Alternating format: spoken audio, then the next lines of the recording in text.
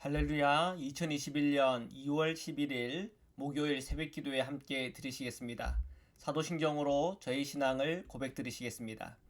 전능하사 천지를 만드신 하나님 아버지를 내가 믿사오며 그 외아들 우리 주 예수 그리스도를 믿사오니 이는 성령으로 잉태하사 동정녀 마리아에게 나시고 본디오 빌라도에게 고난을 받으사 십자가에 못 박혀 죽으시고 장사한 지 사흘 만에 죽은 자 가운데서 다시 살아나시며 하늘에 오르사 전능하신 하나님 우편에 앉아 계시다가 저리로서 산자와 죽은 자를 심판하러 오시리라. 성령을 믿사오며 거룩한 공예와 성도가 서로 교통하는 것과 죄를 사하여 주시는 것과 몸이 다시 사는 것과 영원히 사는 것을 믿사옵나이다. 아멘. 찬송가 549장입니다. 다 함께 찬양 드리시겠습니다.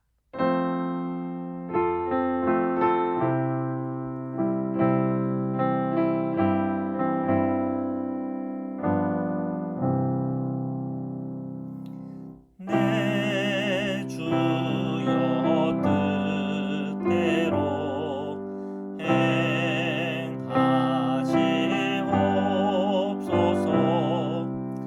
온 몸과 영혼을 다 주께 드리니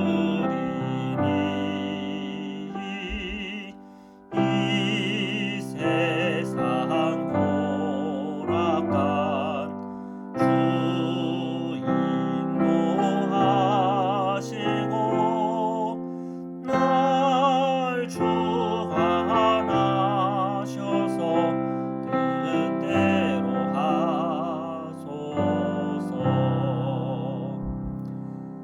내 주여 뜻대로 행하시옵소서. 큰 근심 중에도 낙심케 마소서. 주님도 때로는 울기도 하셨네. 날 주관하셔서 뜻대로 하소서. 내 주여 뜻대로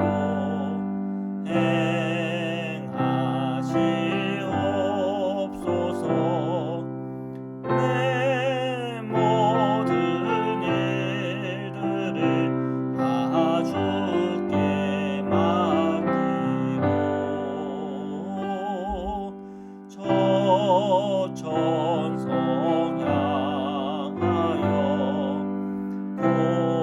고요히 가리니 살든지 죽든지 뜻대로 하소서.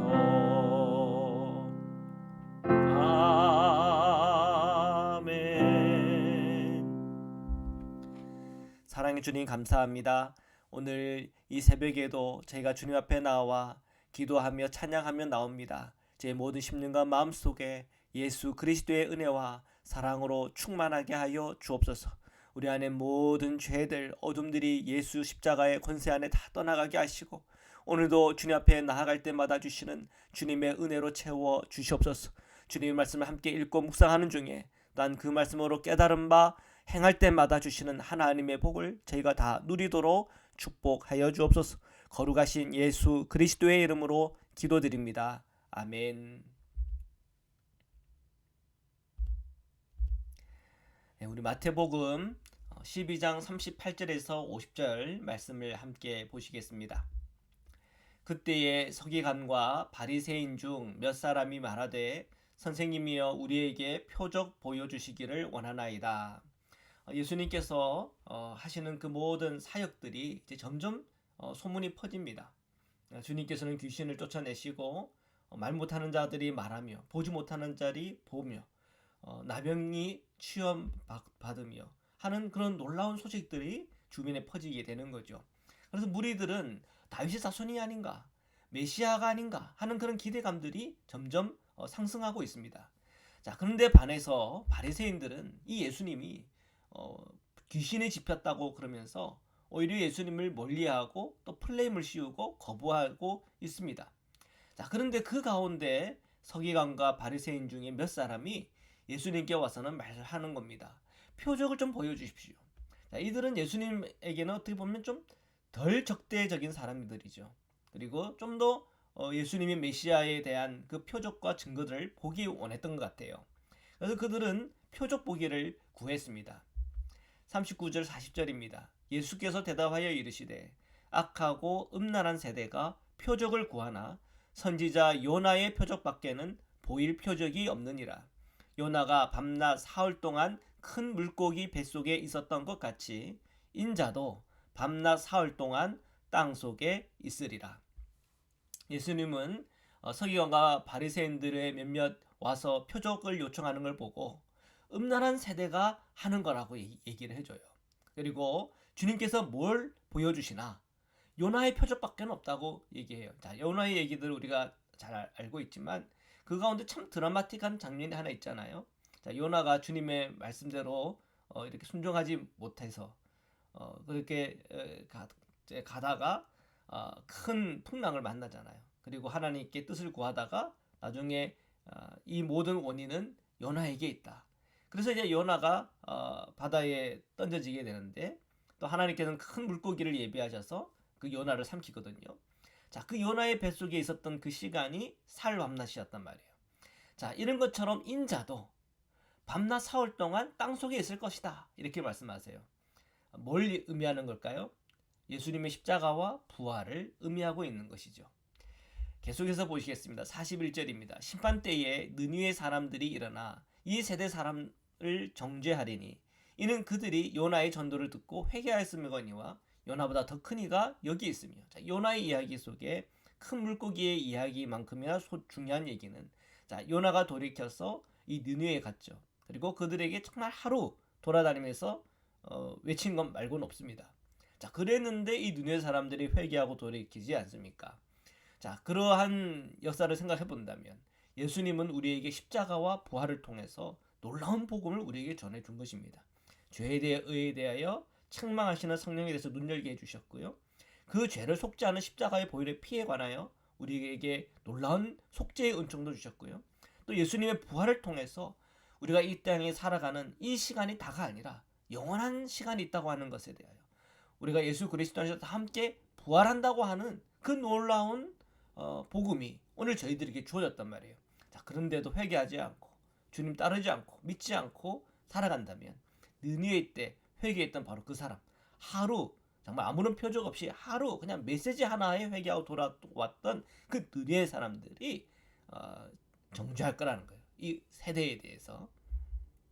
42절입니다. 심판 때에 남방 여왕이 일어나 이 세대 사람을 정죄하리니 이는 그가 솔로몬의 지혜로운 말을 들으려고 땅 끝에서 왔음이거니와 솔로몬보다 더 큰 이가 여기 있느니라. 자, 솔로몬 때의 남방 여인, 이 남방 여왕은 이 솔로몬의 지혜를 얻기 위해서 멀리서 왔단 말이에요. 성경은 땅 끝이라고 이렇게 표현하고 있습니다. 그만큼 먼 곳에서 왔다는 거예요. 간절한 마음, 그 간절한 마음이 움직이게 하는 겁니다. 오늘 저희 여러분에게도 정말 인생과 삶과 죽음과 영원한 생명이라고 하는 이 중요한 주제 앞에서 고민할 때 예수 그리스도, 그 안에서 해답 얻은 자들이 교회에 나오는 것이고 그곳에 해답 얻은 자들이 예수 그리스도를 믿고 살아가는 것입니다. 심판 때에 이 남방 여왕이 땅 끝에서 왔던 것처럼 그런 간절함도 없는 이 세대를 향하여 남방 여왕이 일어나서 그들을 정죄하고 할 거라고 하는 메시지입니다. 43절부터 45절입니다. 더러운 귀신이 사람에게서 나갔을 때에 물 없는 곳으로 다니며 쉬기를 구하되 쉴 곳을 얻지 못하고 이에 이르되 내가 나온 내 집으로 돌아가리라 하고 와보니 그 집이 비고 청소되고 술이 되었거늘 이에 가서 저보다 더 악한 귀신 7을 데리고 들어가서 거하니 그 사람의 나중 형편이 전보다 더욱 심하게 되리니라.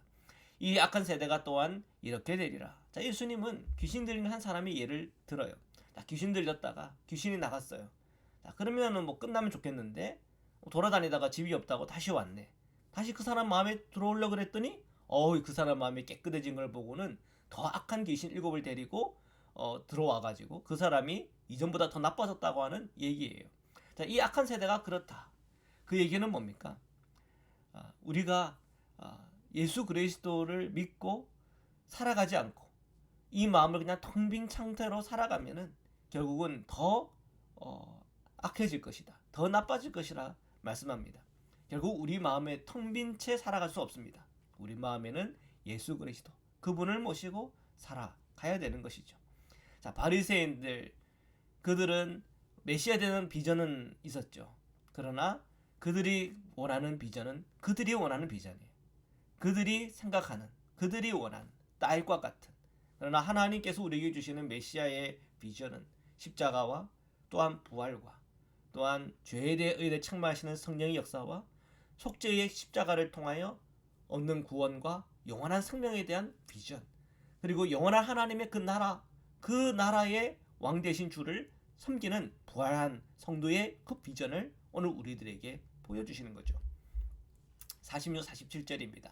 예수께서 무리에게 말씀하실 때에 그의 어머니와 동생들이 예수께 말하려고 밖에 섰더니 한 사람이 예수께 여짜오되 보소서 당신의 어머니와 동생들이 당신께 말하려고 밖에 서 있나이다 하니. 자, 예수님께서 무리들에게 가르침을 주고 있는데 바로 그 순간에 예수님의 어머니 마리아와 그 동생들이 찾아왔다는 거예요. 뭔가 할 말이 있었던 것 같아요. 자, 무리 중에 한 사람이 예수님께 그 사실을 말해요. 자, 보통은 어떻습니까? 좀 잠깐만 기다려 보라고. 제가 저 어머니가 오셨다는데 좀 얘기를 듣고 다시 오겠다고. 그럴 수도 있는 거거든요. 자, 그런데 예수님은 그러지 않으셨어요. 이것을 기회로 삼으셨어요. 48절부터 50절입니다. 말하던 사람에게 대답하여 이르시되 누가 내 어머니이며 내 동생들이냐 하시고 손을 내밀어 제자들을 가리켜 이르시되 나의 어머니와 나의 동생들을 보라. 누구든지 하늘에 계신 내 아버지의 뜻대로 하는 자가 내 형제요 자매요 어머니이니라 하시더라. 자, 주님은 그 말을 듣더니 양해를 구하고 어머니와 형제들을 찾으러 가지 않았어요. 오히려 이런 질문을 던져요. 누가 내 어머니며 내 동생들이냐? 그러면서 제자들을 가르쳐 얘기해요. 나의 어머니와 나의 동생들을 봐라. 그러면 또 주변에 있는 사람들 앞에 분명하게 얘기해요. 하늘에 계신 내 아버지의 뜻대로 하는 자가 내 형제요 자매요 어머니다. 제자는 예수님의 가족입니다. 그리고 예수님의 가족은 하나님 아버지의 뜻대로 살아가는 자입니다. 내 육신에 내 혈육의 부모요 자녀라 하더라도 그것이 그 혈연이 그가 나의 부모요 나의 자녀요 그것을 결정짓는 게 아니에요. 혈연이 아니라 하나님의 뜻대로 사냐 안 사냐 그것이 예수 그리스도의 제자냐 아니냐를 또한 하나님의 백성이냐 아니냐를 결정한다는 것입니다. 많은 모태 신앙을 갖고 신앙생활 하시는 분들이 착각하는 것이 그 혈연 때문에 내게 좀 더 나아졌나 더 좋아졌나 하는 생각입니다. 또 불신자들 특히 부모님을 믿지 않는 사람 중에서 예수님을 뜨겁게 만난 분들이 이런 모태 신앙 있는 분들을 부러워하는 것도 많이 봤습니다. 그러나 분명히 우리가 기억해야 될 것은 그리스도의 제자요 예수님의 가족으로 살아가는 성도는 혈연으로 되는 것이 아니라 예수 그리스도를 믿음으로 되는 것이요 예수 그리스도를 따름으로 되는 것이요 하나님의 뜻을 늘 분별하는 중에 주님의 뜻 안에 거하는 자가 얻는 축복이요 은총인 것입니다. 사랑하는 성도 여러분, 오늘도 주님 안에서 주님의 말씀을 듣고 분별하는 중에 주님 안에 거함으로 예수 그리스도의 가족이요 하나님의 백성이요 하나님의 아들 딸로 살아가는 은혜와 복이 있기를 주님의 이름으로 축원합니다. 말씀으로 기도드리시겠습니다. 사랑해 주님 감사합니다. 오늘도 주님의 말씀 앞에 섰습니다. 저희의 모든 심령과 마음이 주님의 말씀을 늘 분별하게 하시고 늘 주님의 뜻 안에 있게 하시고 예수 그리스도의 손을 꼭 붙잡고 동행하는 축복을 저희가 다 누리게 하여 주옵소서. 저희들의 기도의 제목들마다 응답하여 주옵시고 몸이 연약하고 아픈 우리 성도님들 주님께서 오늘도 저희 몸을 붙잡아 주시사 치유와 회복을 허락하여 주시고 강건하고 건강한 마음 가지고 오늘 하루의 모든 시간 보낼 수 있도록 주님께서 함께하여 주시옵소서. 거룩하신 예수 그리스도의 이름으로 기도드립니다. 아멘. 우리 주기도문으로 마치겠습니다. 하늘에 계신 우리 아버지여, 이름이 거룩히 여김을 받으시오며 나라에 임하오시며 뜻이 하늘에서 이룬 것 같이 땅에서도 이루어지이다. 오늘날 우리에게 일용할 양식을 주옵시고 우리가 우리에게 죄진 자를 사하여 준 것 같이 우리 죄를 사하여 주옵시고 우리를 시험에 들게 하지 마옵시고 다만 악에서 구하옵소서. 나라와 권세와 영광이 아버지께 영원히 있사옵나이다. 아멘.